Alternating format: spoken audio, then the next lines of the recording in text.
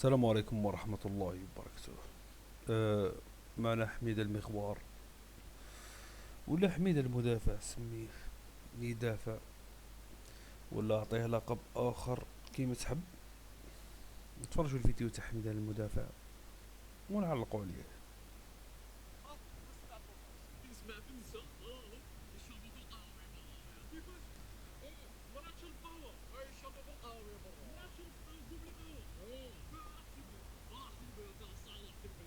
انا هادشي ما بقاش نسكت عليه حياتي كاع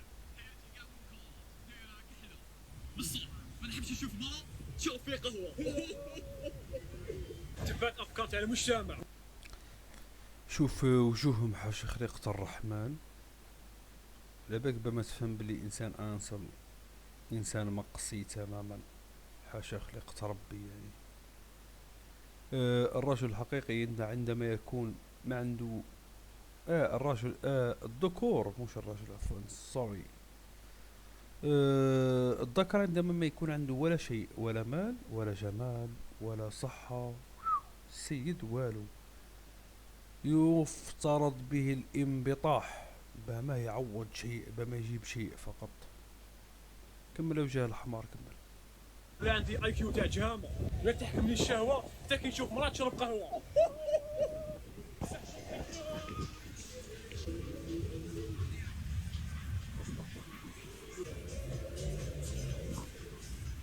يا جدك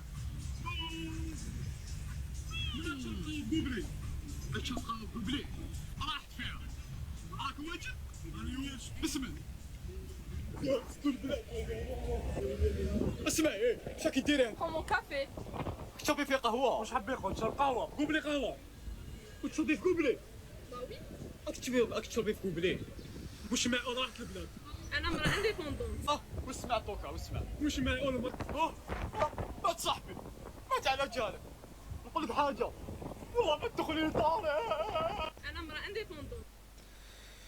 شوفوا الخوا، باش نتحدثوا على هذه الظاهرة، أنا ربي يسهل عليهم. شربوا قهوة، شربوا البيرة، شربوا الويسكي، شربوا جاك دانيال، ربي يسهل. لما تعنيني صراحة خلاص. وش هو نحذرك، نعطيك تحذير. على بالك بلي من كثر النساء الملحدات في الجزائر. هي ملحدة وما تقولكش. انا عندها ايامات كنت مع واحدة، كنت نحكي معها، قالت لي انا شكيت الدين داروهن برك بما يضبطونا، برك بما يحكمونا، برك الحكاية تاع الملحدين. هاد الهضرة مش هضرة تاع روحها، هضرة تاع الملحدين. حل عينك.